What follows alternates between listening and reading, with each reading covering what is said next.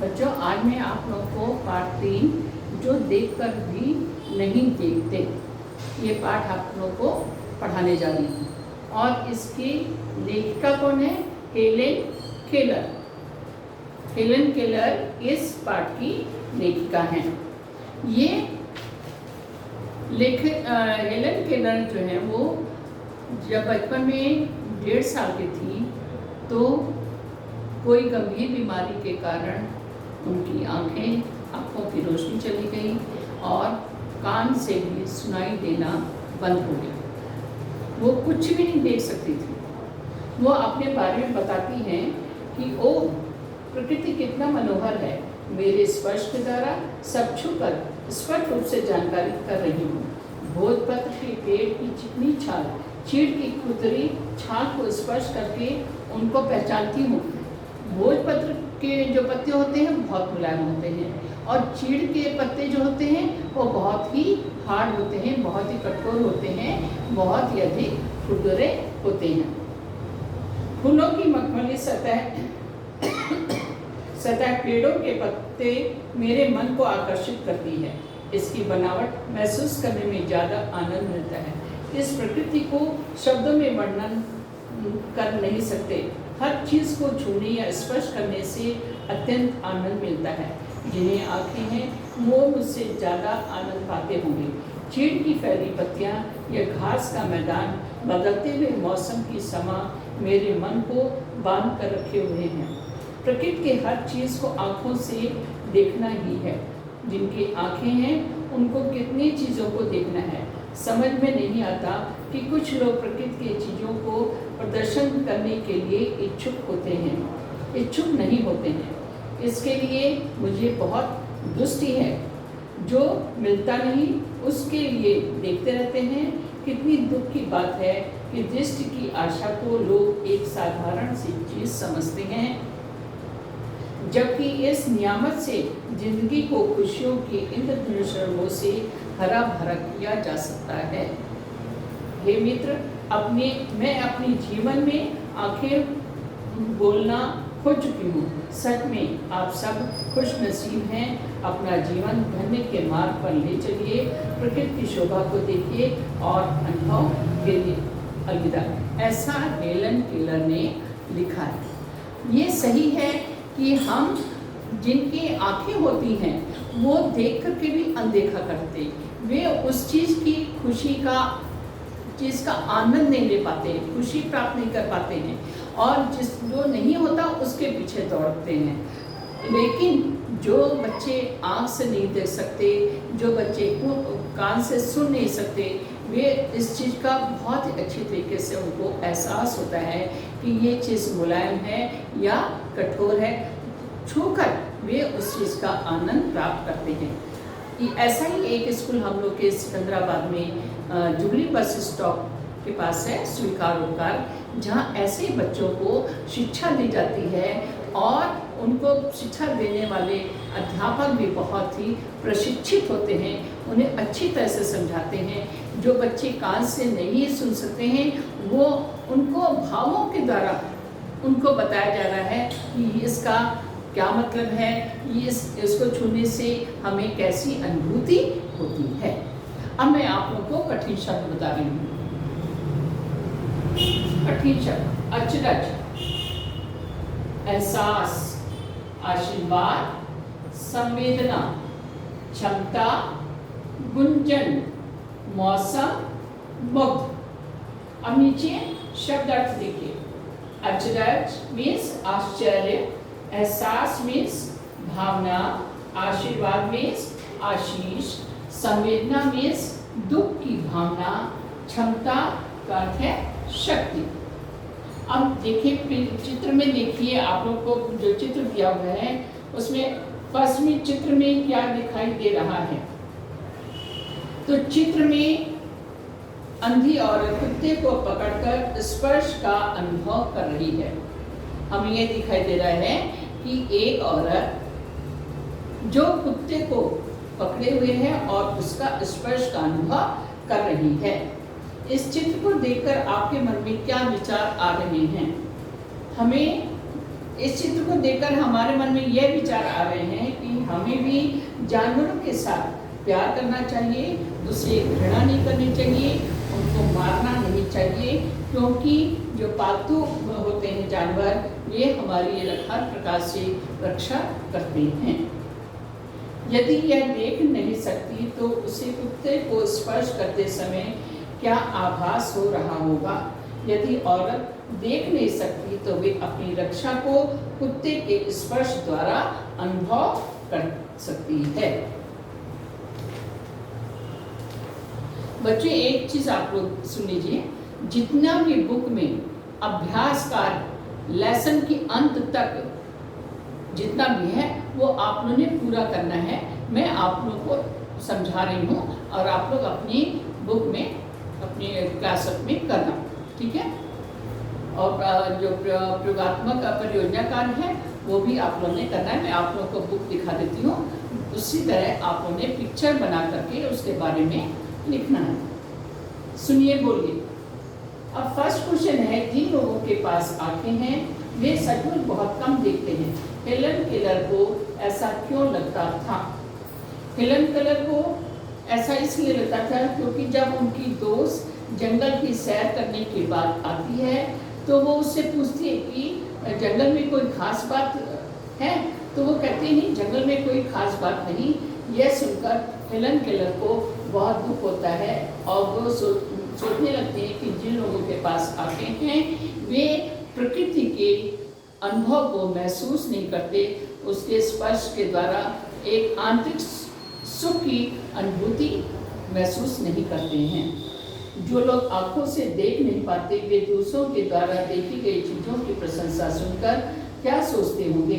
जो लोग आंखों से देख नहीं पाते वे दूसरों के द्वारा देखी गई चीज़ों की प्रशंसा सुनकर वे भी प्रसन्न और खुद वैसा ही अनुभव करते हैं। अगर आपकी कक्षा में कोई ऐसा बच्चा दाखिला ले जिसे दिखाई न देता हो तो आप उसके लिए विद्यालय में क्या क्या व्यवस्था करवाना चाहेंगे। हमारे विद्यालय में जो बच्चे देख नहीं सकते उनके लिए अलग से शिक्षा रखी जाती है। बच्चों को लकड़ी दी जाती है जिस पर घंटी रखी जाती है और ब्रेल लिपि में पढ़ाया जाता है। उसके लिए अलग से अध्यापक लोगों की व्यवस्था की जाती है। अब पढ़िए में देखिए क्वेश्चन, हेलन केलर बसंत के दौरान टहनियों में क्या खोजती है? हेलन केलर बसंत के दौरान टहनियों में नई कलियां खोजती है। जब बसंत ऋतु आती है तब चारों तरफ प्रकृति में एक उल्लास दिखाई देता है। चारों तरफ हरियाली दिखाई पड़ती है, पेड़ों पर नई नई पंखुड़ियाँ निकलना शुरू हो जाती हैं, पत्तियाँ निकलनी शुरू हो जाती हैं।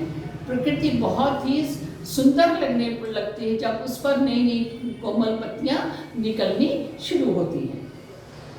हेलन केलर की सहेली कहाँ से लौटी थी? हेलन केलर की सहेली जंगल की सैर से लौटी थी।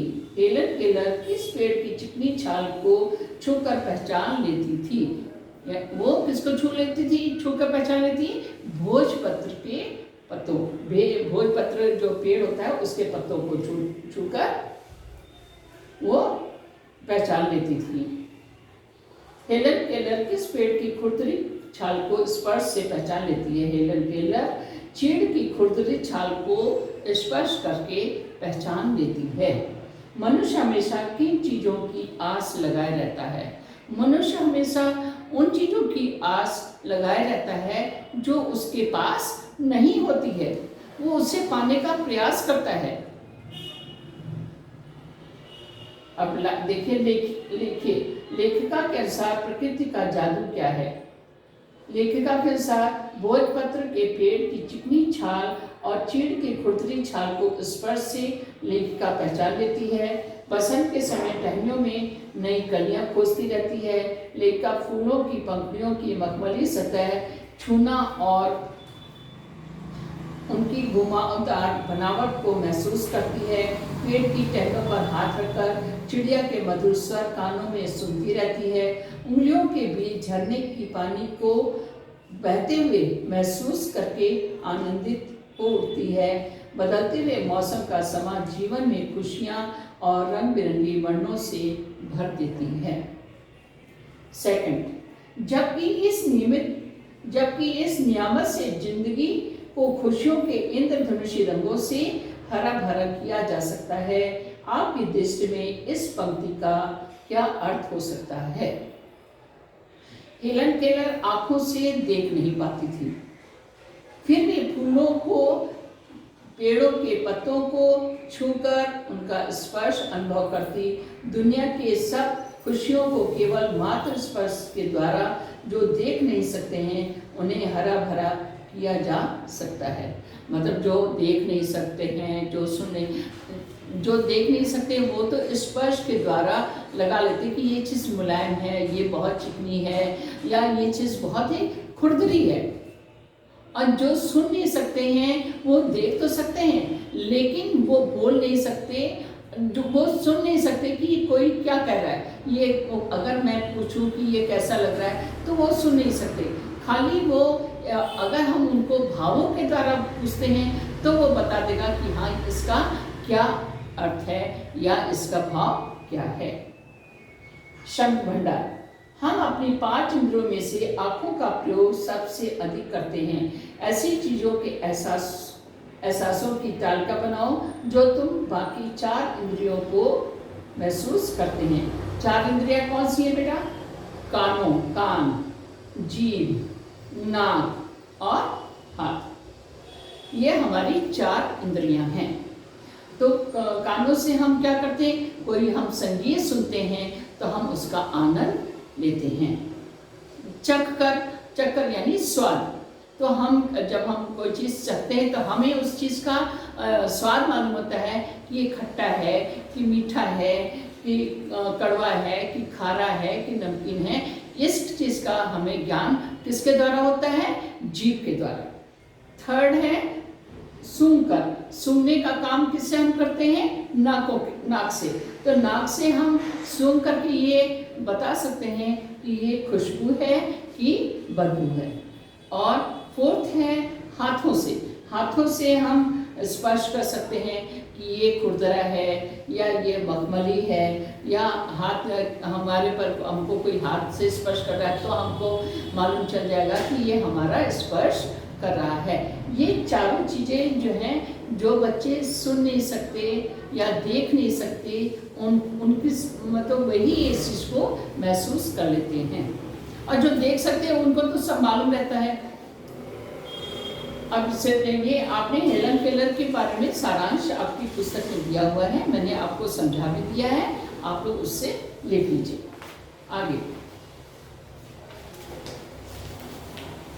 पाठ के आधार पर आपके परिसर की प्रकृति यानी पेड़, पक्षी, तालाब का वर्णन कीजिए और उसका शीर्षक दीजिए। कर्नूल जिले के नलमल जंगल यात्रियों को आकर्षित करते हैं। पहाड़ों की घाटी मन को अव्यक्त भाव से भर रही है। जमीन पूरा पथरीला है। जमीन कैसी है? पथरीली है, चिकनी नहीं है। भोजपत्र, चीड़ के पेड़, इमली के पेड़ आदि पेड़ दिखने में अधिक दिखाई पड़ते हैं। पहाड़ों से बहने वाली झरनों की नीले रंग का पानी दिखाई दे रहा है। प्रकृति की हवा के बिना और कुछ भी दिखाई नहीं दे रहा है। एक और आकाश को देखें तो नीला रंग से भरी स्वच्छता दिख रहा है, यानी आकाश कैसा दिखा रहा है? स्वच्छ, निर्मल दिखाई दे रहा है। भय लग रहा था। आकाश तक छूने वाले लंबे पेड़ों के पत्ते आकाश में बादल जैसे मंडरा रहे हैं। जो कई पेड़ ऐसे होते हैं जो बहुत ही लंबे होते हैं, तो दूर से देखने पे ऐसा लगता है मानो वो आकाश को छू रहे हैं। और आकाश में जैसे बादल मंडरा रहे हैं, हवा के झोंके से वे वैसे ही पत्ते हिल रहे हैं और ऐसा लग रहा है मानो आकाश में बादल मंडरा रहे हैं। जैसे चमेलियों के मालाओं को द्वार पर लगाने से कितना अलंकृत होता है, उतना सुंदर दिखाई पड़ रहे हैं। चारों ओर प्रकृति की रमणीयता से भरा हुआ है। अब प्रशंसा का लिखिए। फर्स्ट, बस में जाते समय यदि तुम बैठे हुए हो और कोई बूढ़ा आदमी खड़ा है तो आपके 4 ऑप्शंस दिए हैं। बगल में जगह दूंगा, खड़े होकर अपने स्थान पर बैठाऊंगा, ध्यान नहीं दूंगा। तो इसका क्या होगा, अगर कोई है बूढ़ा व्यक्ति और बस पे वो चढ़ा है तो उसके लिए आप क्या करेंगे, खड़े होकर आप उसको अपना स्थान दे देंगे, खड़े होकर अपने स्थान पर बैठाऊंगा।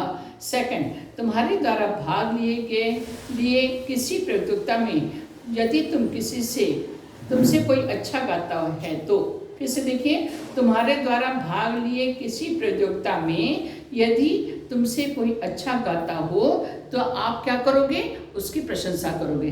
तो खा होगा प्रशंसा करूंगा।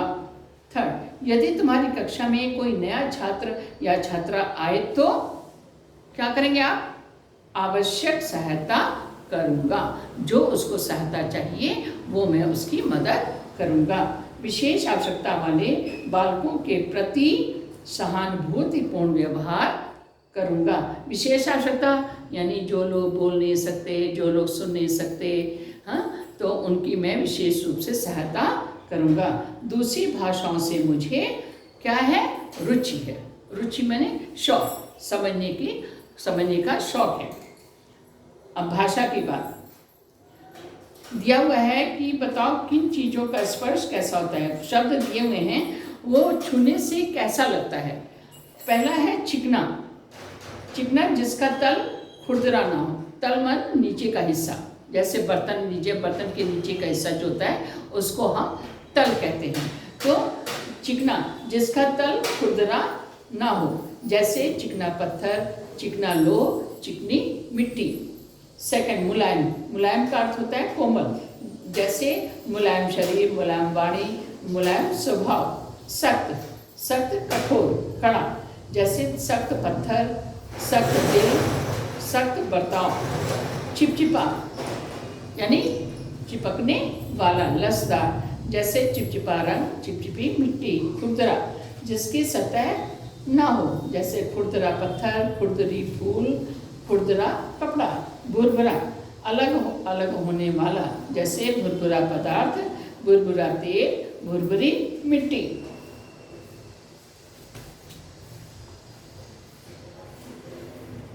अभी देखिए, अगर मुझे इन चीज़ों को छूने पर इतनी खुशी मिलती है तो उनकी सुंदरता देखकर तो मेरा मन मुग्ध हो ही जाएगा। ऊपर रेखांकित संज्ञाएं क्रमशः किसी भाव और किसी की विशेषता के बारे में बता रही हैं। ऐसी संज्ञाएं भाववाचक संज्ञा कहलाती है। आपको तो पहले से ही मालूम होगा, 5th में भी मैंने आपको बताया हुआ है संज्ञा की परिभाषा बताई हुई है और संज्ञा के भेद बताए हुए हैं। तो ये जो उदाहरण दिए हुए हैं, चिकना, मुलायम, सख्त, चिपचिपा, खुरदुरा, भुरभुरा, ये सब किस में आते हैं, भाववाचक संज्ञा में आते हैं।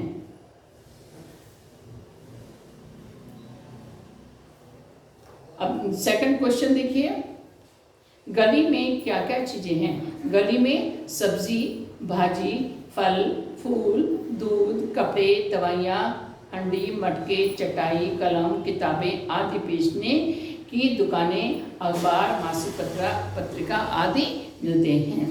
गली गली में हमें कौन कौन सी आवाज़ें सुनाई देती हैं। गली गली में हमें, अब आप लोग अब जहाँ रहते हो तो वहाँ पर कभी कोई सब्जी वाला आ रहा है, कभी कोई खोमचे वाला आ रहा है सामान बेचने वाला, कभी कोई प्लास्टिक का सामान बेचने वाला। जो गली में सामान बेचने आते हैं तो उसके लिए पूछा जा रहा है कि आपकी गली में कौन कौन सी आवाज़ें आती हैं। तो गली गली में हमें सब्जी बेचने वाले, फूल बेचने वाले, कपड़े बेचने वाले, पाठशाला जाते हुए बच्चे, चीज़ों को बेचने वाले, खबर देने वाले, अखबार पहुंचाने वाले लोगों की आवाज़ें सुनाई देती हैं। सुबह के वक्त हमको किसका आवाज़ आता है, दूध, अखबार, फल, फूल, पाठशाला, कोयल की आवाज़, कॉलेज जाते हुए बच्चे, सब्जी भाजी बेचने वालों की आवाज़ें सुनाई देती हैं। गाड़ियों की और बसों की आवाज़ें सुनाई देती हैं। सवेरे के समय देखिए सब लोग बेचने के लिए निकलते हैं तो उनकी आवाज़ें आती हैं।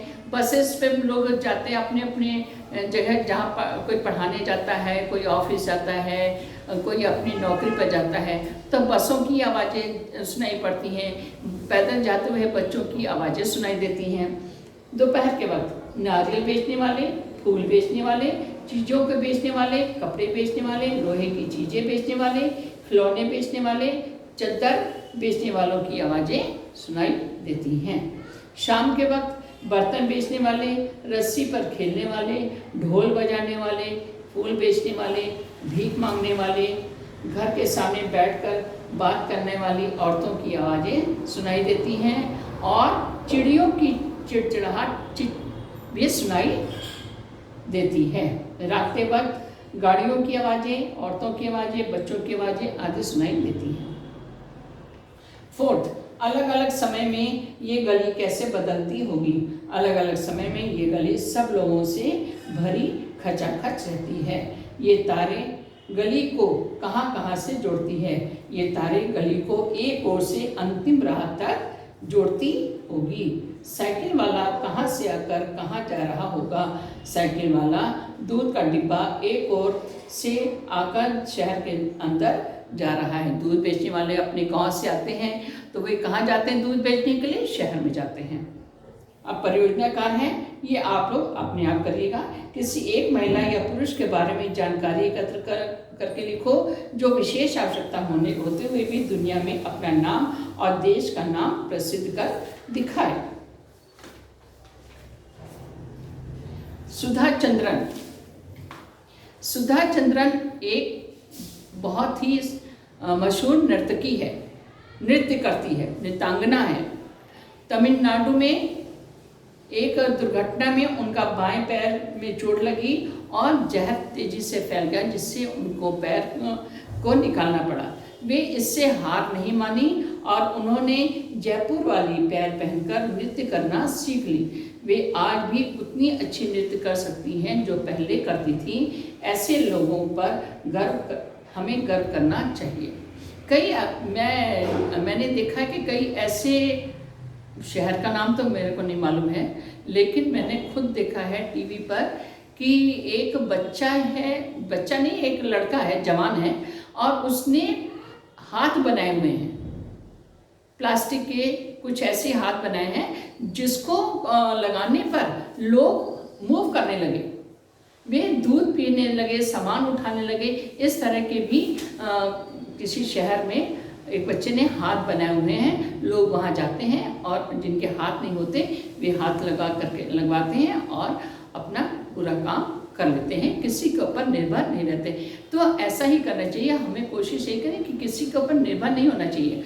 हमें ये सोच करके नहीं बैठना चाहिए कि हम सुन नहीं सकते, हम कर नहीं सकते, हमारे हाथ नहीं। अगर आप कोशिश करोगे तो आप हर काम करने में सफल होगे। अब विलोम देखिए, पहला, मैं ये कर सकता हूँ, पाठ के बारे में बातचीत कर सकता हूँ, भाग बता सकता हूँ, सही। इस तरह के पाठ पढ़कर समझ सकता हूँ, सही। पाठ का सारांश अपने शब्दों में लिख सकता हूँ, सही। पाठ के शब्दों से वाक्य बना सकता हूँ, सही। पाठ के आधार पर प्रकृति वर्णन कर सकता हूँ, सही। अब विलोम शब्द देखिए, मित्र शत्रु, विश्वास अविश्वास, आनंद दुख, प्रिय अप्रिय, संभव असंभव, प्रश्न जवाब, सुंदर कुरूप। सुंदर का आप लोग असुंदर भी लिख सकते हो विलोम शब्द में। कुरूप तो होता ही है, साथ में अगर आपको कुरूप ना याद हो, ना याद कर पाए तो सुंदर की जगह आप लोग असुंदर भी लिख सकते हैं। वचन बदलकर लिखिए। आंख, वचन मीन्स नंबर, एक वचन बहुवचन। ये एक वचन है तो उसको बहुवचन में बदलना है, और अगर बहुवचन है तो उसको एक वचन में बदला जाता है। तो यहाँ पर आप लोगों को एक वचन में शब्द दिए हुए हैं, उनको आप लोगों ने बहुवचन में बदलना है। आँख आँखें, झरना झरने, खुशी खुशियाँ, अंगुली अंगुलियाँ, टहनी टहनियाँ, चीज़ चीज़ें, परीक्षा परीक्षाएं, चिड़िया चिड़ियाँ, संवेदना संवेदनाएं, कली कलियाँ। अब आपका ये पूरा हो गया है। अब इसमें भी जो बार में एक्सरसाइज दी हुई है वो आप लोगों ने पूरा करना है। यहाँ तक पेज नंबर 21 तक आप अपनी बुक से लिख सकते हैं। ये लेसन हो गया। अच्छा।